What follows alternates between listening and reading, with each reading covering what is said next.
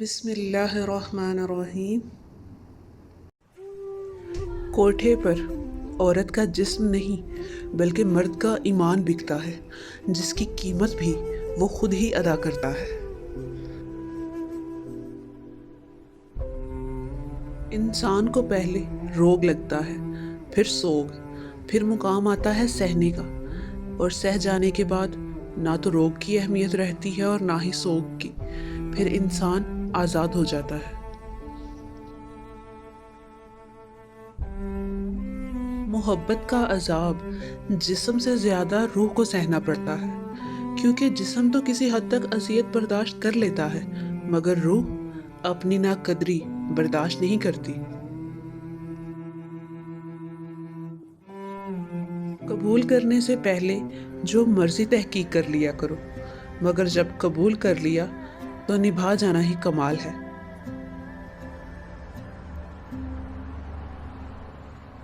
ذہنی دباؤ تمام بدن کو مفلوج کر دیتا ہے، اور جب سوچیں جکڑی جائیں تو روحوں تک کی آہ نکل جاتی ہے۔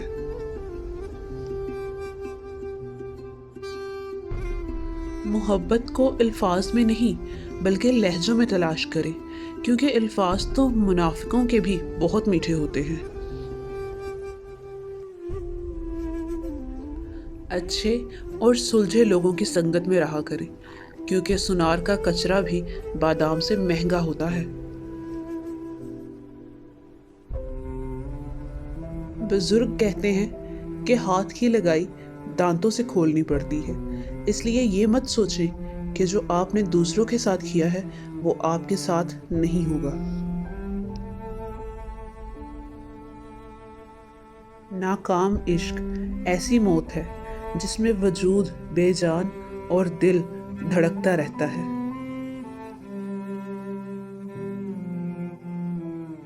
اپنے من چاہے انسان کی کمی تمام راحتوں کی قاتل ہوتی ہے۔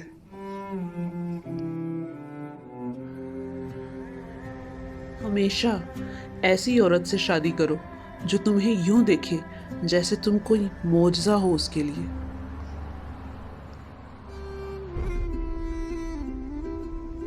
عورت کی عزت کیجیے، کیونکہ عورت ساتھی ہے، ابن آدم کی غلام نہیں۔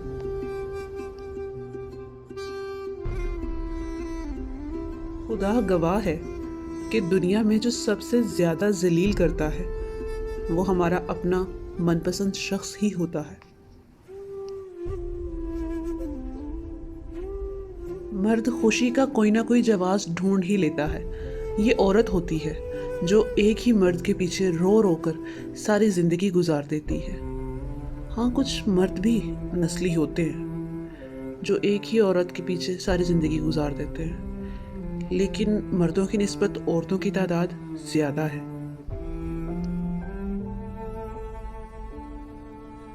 بولنا عورت کا پیدائشی حق ہے، اور بولتی ہوئی عورت کو سننا مرد بیچارے کی پیدائشی بدقسمتی۔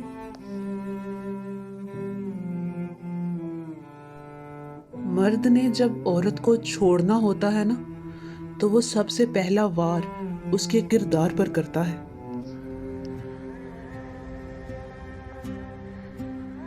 انسان پر ایسا وقت بھی آتا ہے کہ وہ اپنے آپ کو تسلی دینے کی طاقت بھی کھو چکا ہوتا ہے، اور واقعی ایسا وقت آتا ہے۔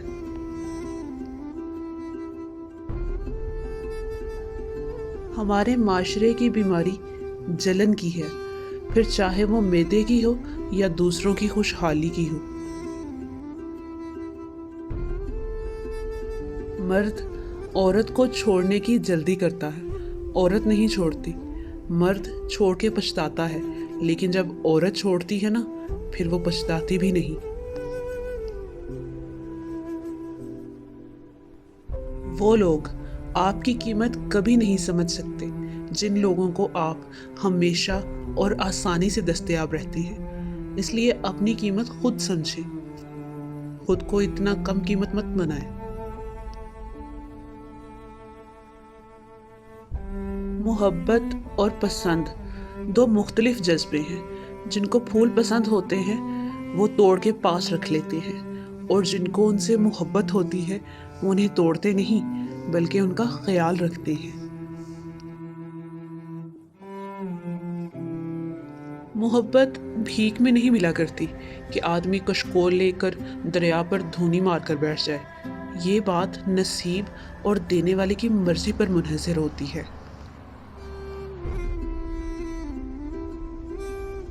جانتے ہیں کہ جینے کا مزہ کب آتا ہے؟ تب جب ساری دنیا آپ کے ناکام ہونے کا انتظار کر رہی ہو اور آپ کامیاب ہو جائیں۔ جب اللہ تعالیٰ تمہیں تمہاری کوئی کھوئی ہوئی من پسند شے کا متبادل دے گا تو تم بھول جاؤ گے کہ تم نے کیا کھویا تھا، کیونکہ بے شک اللہ کی رضا ہماری رضا سے بہتر ہوتی ہے۔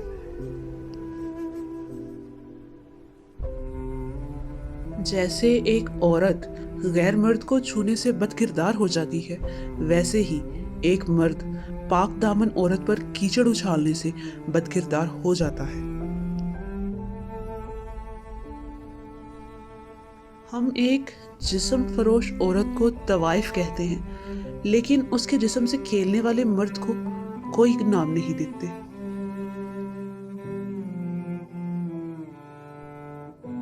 کبھی بھی کوئی بھی کسی کی ملکیت نہیں ہوتا، اور پھر بھی ہم چاہت میں اتنے پاگل ہو جاتے ہیں کہ خواہش کرنے لگتے ہیں کہ وہ صرف ہمارا ہی ہو۔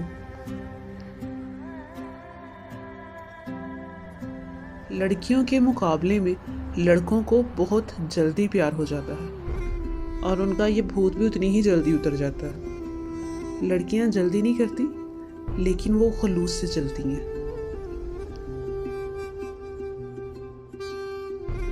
کہتے ہیں کہ محبت کی کمی جوانی پر بڑھاپے کی مہر لگا دیتی ہے۔ عورت میں سب سے قیمتی اور خوبصورت چیز اس کی حیا ہے۔ اگر عورت بے حیا ہو جائے تو بازاروں میں بے مول بکنے لگتی ہے۔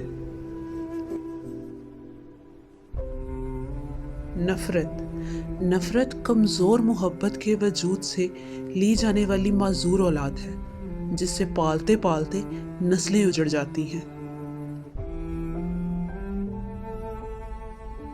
سب کو اچھا لگنا ضروری نہیں، کسی کی آنکھوں میں کھٹکنے کا بھی اپنا ہی مزہ ہے، خاص کر ان کی جو آپ کو ناکام ہوتے دیکھنا چاہتے ہیں۔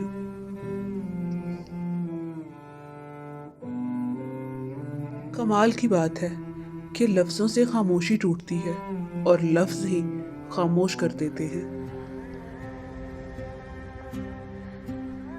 قیمت کوئی بھی ہو، انسان اگر بک جائے تو 1 ٹکے کا بھی نہیں رہتا۔